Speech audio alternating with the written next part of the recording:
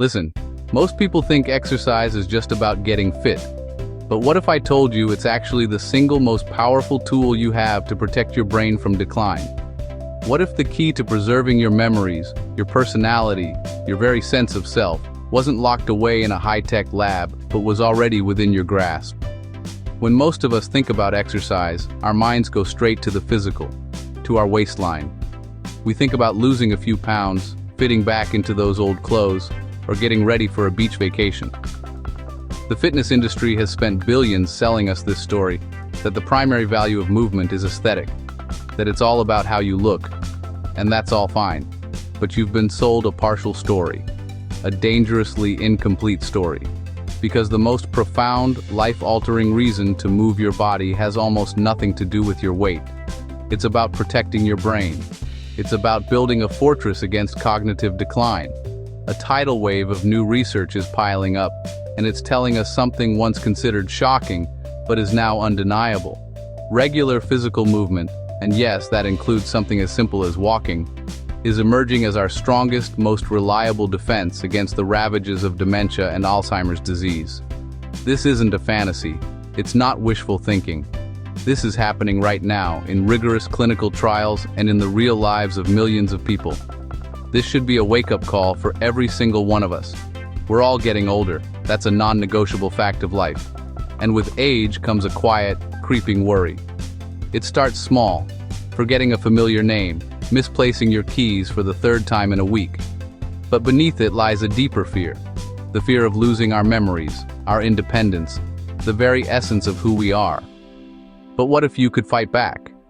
What if you could actively, decisively, and scientifically lower your risk? Over the next 20 minutes, we are going to dismantle the old myths and build a new understanding. Stick with me. I'm going to break down the science in simple, clear terms. No confusing jargon, no nonsense, just actionable, evidence-based strategies.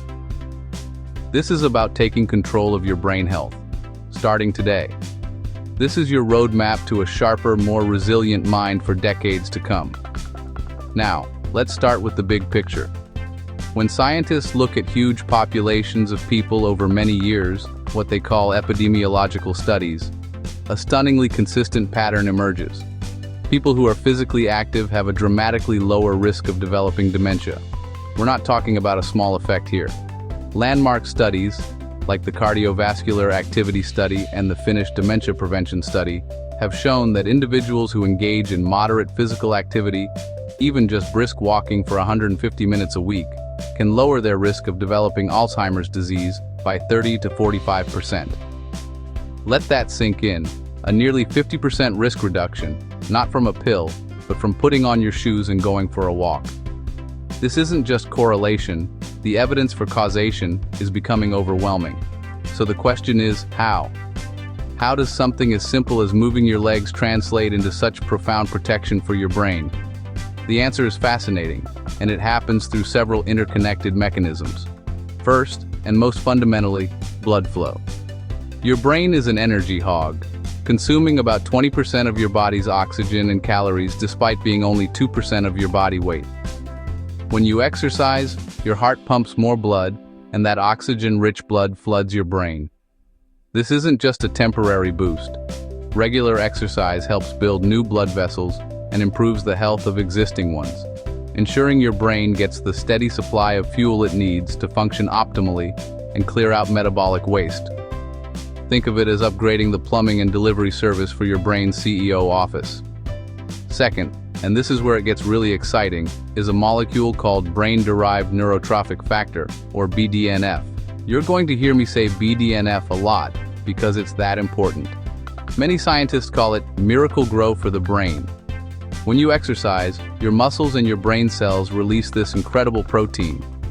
BDNF acts like a fertilizer, encouraging the growth of new neurons, a process called neurogenesis, and strengthening the connections or synapses between existing ones.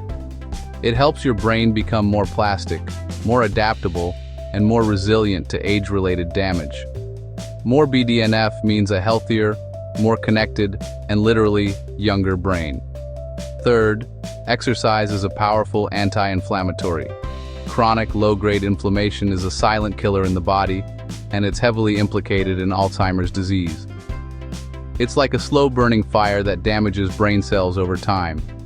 Physical activity, especially consistent, moderate activity, helps to cool this inflammation down. It regulates the brain's immune cells, called microglia, shifting them from a pro-inflammatory, destructive state to a protective housekeeping state. It's essentially teaching your brain's security team to be efficient janitors instead of angry bouncers. Now, all of these mechanisms, blood flow, BDNF, and reduced inflammation, have a particularly powerful effect on one specific part of your brain, the hippocampus. If your brain is a library of your life, the hippocampus is the head librarian. It's a seahorse-shaped structure deep in your temporal lobes, and it's absolutely critical for forming new memories and for spatial navigation, your internal GPS. Think about it. When you learn a new fact, a new name, or how to get to a new coffee shop, it's your hippocampus that's hard at work, encoding that information for long-term storage. Tragically, the hippocampus is one of the very first areas to be attacked and degraded by Alzheimer's disease. This is why memory problems are often the first noticeable symptom. But here is the incredible, hopeful news. The hippocampus is one of the only two areas in the adult brain where we know for a fact that new neurons can be born throughout our lives. And what is the #1 stimulus for this adult neurogenesis? You guessed it, physical exercise. Studies have shown that aerobic exercise can actually increase the size of the hippocampus. In a world where we watch our brains naturally shrink with age, exercise offers the remarkable ability to reverse that trend in this critical memory center. You can literally build a bigger, better hippocampus. Let me tell you about Carl. Carl is 72. A few years ago, his family noticed he was becoming withdrawn. He was forgetting conversations, losing his keys constantly, and most worryingly, he stopped wanting to go to his weekly woodworking club, afraid he couldn't follow the plans anymore. His doctor mentioned mild cognitive impairment, a term that terrified Carl and his family. Instead of just accepting it, Carl's daughter helped him start a simple routine. It wasn't a marathon. It was a 20-minute walk around his neighborhood every single morning. At first, it was a chore. But then something started to shift. The walks got a little longer. He started noticing the birds, the flowers, the changing seasons. He started sleeping better. 6 months later, the change was remarkable.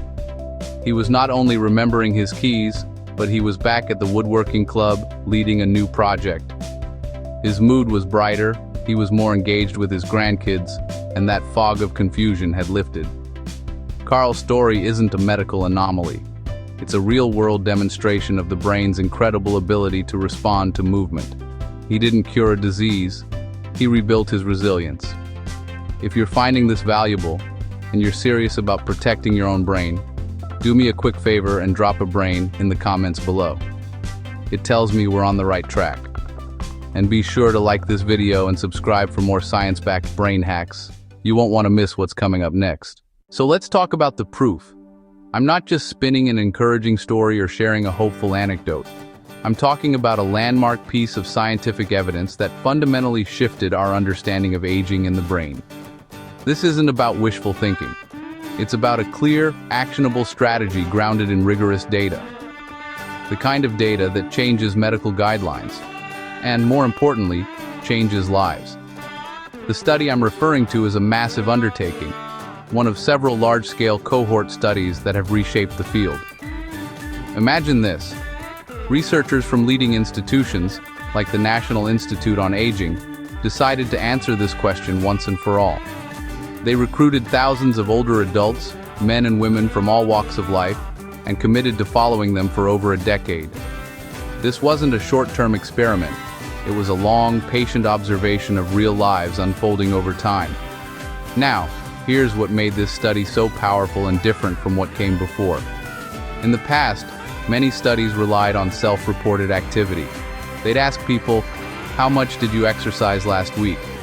The problem is, we're not always the most accurate reporters.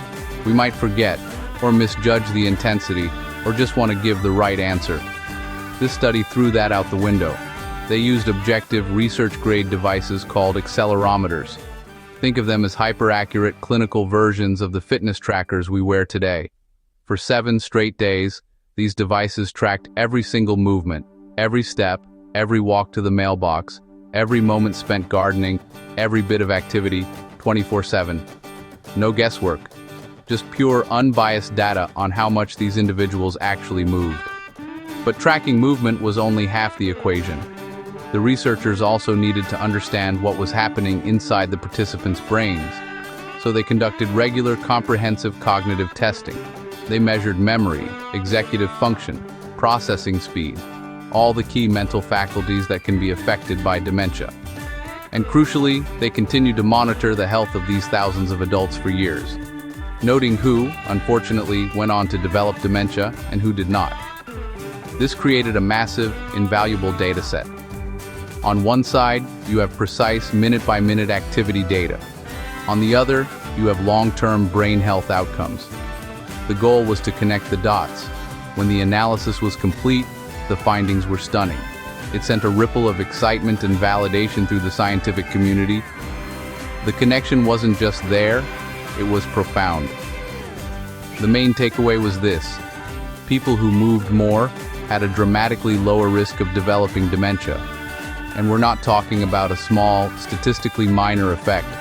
The most active individuals in the study had a risk reduction of up to 40% compared to the most sedentary. Let that sink in. A 40% lower risk. That's a more powerful effect than any currently available medication for dementia prevention. It was a clear, powerful, and consistent signal. And the data revealed another critical detail. The effect was dose-dependent. This is a fantastic concept because it means every little bit counts. It's not an all-or-nothing game.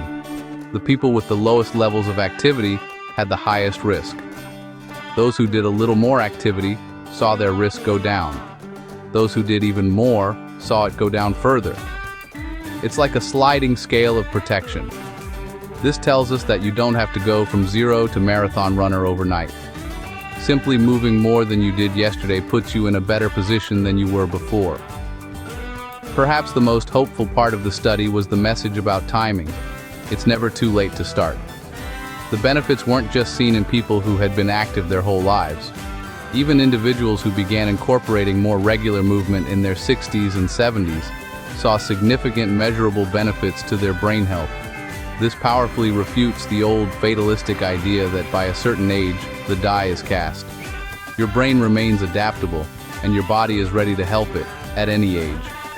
And what kind of movement are we talking about? This is the best part. You didn't need to run marathons or become a CrossFit champion. The data showed incredible benefits from light to moderate, consistent activity. Things like brisk walking where you can still hold a conversation, taking the stairs instead of the elevator, spending an afternoon gardening, even dancing in the living room to your favorite songs. The key wasn't extreme intensity, it was consistency. It was about reducing sedentary time and intentionally weaving more movement into the fabric of your daily life. But the most revolutionary finding of all was for those already facing cognitive challenges. The study included people who, at the start, already had what's called mild cognitive impairment, or MCI, a stage of memory decline that can sometimes be a precursor to dementia. For this group, adopting a routine of regular movement acted as a powerful intervention. It didn't just prevent a problem from starting, it actively slowed its progression. It helped preserve the cognitive function they still had. This shifted the conversation entirely. Movement isn't just a shield for the healthy, it's a tool for those already in the fight. So what does this all mean for you right now? It means that getting up and moving is one of the most powerful levers you can pull for your long-term brain health. It's like a biological brake on cognitive decline, a way to buy yourself not just more years, but more high-quality, mentally sharp years. This isn't some futuristic, expensive therapy. It's a revolutionary tool that is accessible, affordable, and available to nearly everyone starting today. The science is clear. The only question left is, what will we do with this knowledge? What's happening upstairs when you walk or lift? Not magic, biology. Your brain is hungry. Exercise raises heart rate and floods it with blood, oxygen, and nutrients. Better delivery in, better waste out, like opening windows in a stuffy room. Exercise boosts BDNF, miracle grow for neurons, helping cells survive, grow, and connect. More BDNF means better learning, sharper memory, more resilience. Zoom in on the hippocampus, your memory HQ. It shrinks with age and Alzheimer's. Regular aerobic exercise can slow shrinkage and even slightly increase hippocampal volume. Movement fights chronic inflammation, a silent brain enemy, dialing down toxic background noise. It regulates immune responses, improves sleep, and reduces stress and depression, major risk factors for decline. Better sleep and mood translate directly to better brain protection. If this helps, hit like and subscribe. More brain protective tactics are coming. Meet Carl, 68, retired factory worker from Queens. After his wife passed, he slipped into a slump. He started noticing slips, keys in the fridge, names vanishing mid-call, and grew scared. A sharp nurse practitioner shared the new research and a simple plan. At first it was tough, stiff joints, a cane some days, self-conscious at class, but he stuck with it. Week by week, the walks got easier. He looked forward to music and friendly faces. After 3 months, better sleep. After 6, clearer thinking. The fog lifted, his tests stabilized. Decline slowed to a crawl, relief and confidence. No marathons, no heavy iron, simple, consistent movement and joy. Here's where the research lands. Activity benefits the brain across the lifespan. Consistency beats intensity. Daily and weekly habits build cognitive reserve. A cocktail of movements works best. Cardio, strength, balance, and coordination. Moderate pace, talkable but breathy, delivers most cognitive benefit. 3 actions, start today. 1. Commit to a daily walk, 20 to 30 minutes. Split into 2 short bouts if needed. 2. Add 2 short strength sessions weekly. Squats to a chair, wall push-ups, chair stands. 3. 1 fun move for at least 30 minutes. Dancing, gardening, bowling, play with grandkids. It's not overwhelming, complicated, or expensive. It's realistic, and it works. Type "I'm in the comments to commit, and let's build a community taking action together. We've covered the incredible, distinct benefits of different types of movement. We've seen how walking is a non-negotiable for boosting blood flow, delivering a rush of oxygen and nutrients to every corner of your brain. We've explored how strength training is like a pharmacy for your body, releasing powerful myokines that fight inflammation and support metabolic health. And we've touched on the crucial role of fun and play, which ensures you stay consistent while actively engaging your brain's cognitive circuits.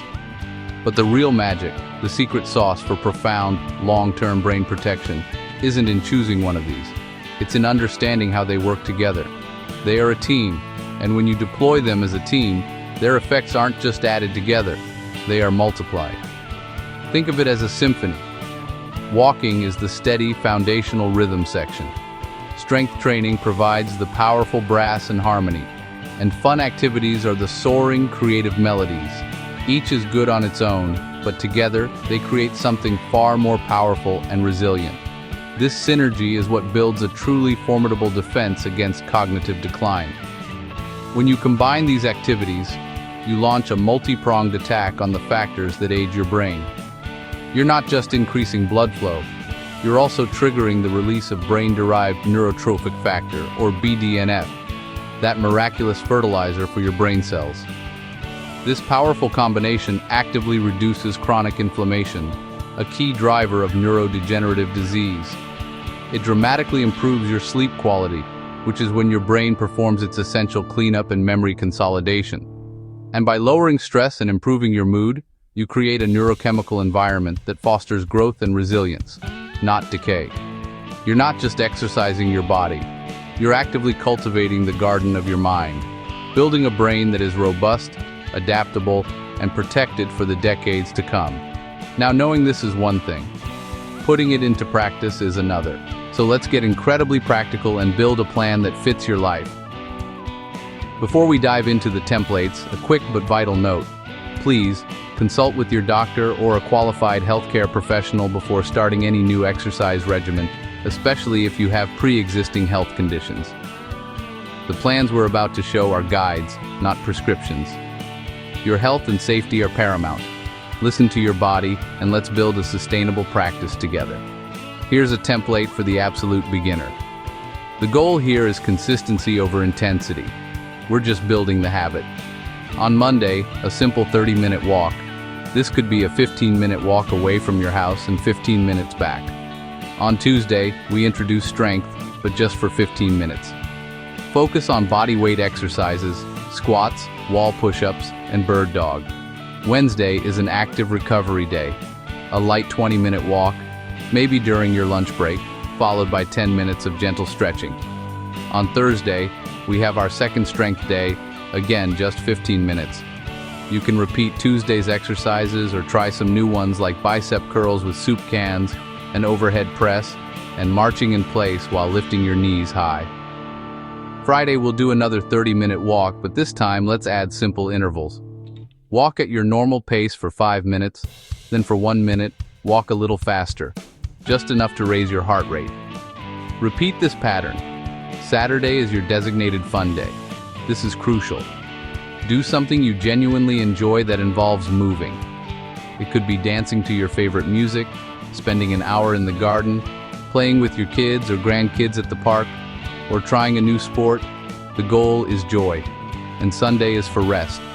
Your body and brain build back stronger during rest. A very gentle stroll or some light stretching is fine, but prioritize recovery. Remember, this is a template. Adjust it to your life. If you can only do 10 minutes, do 10 minutes. The key is to start. For those who are already active, here's an intermediate plan. We'll increase the duration and complexity. Monday might be a 45-minute brisk walk or a 30-minute jog. Tuesday is a 30-minute full-body strength session, incorporating compound movements like lunges, rows, and planks.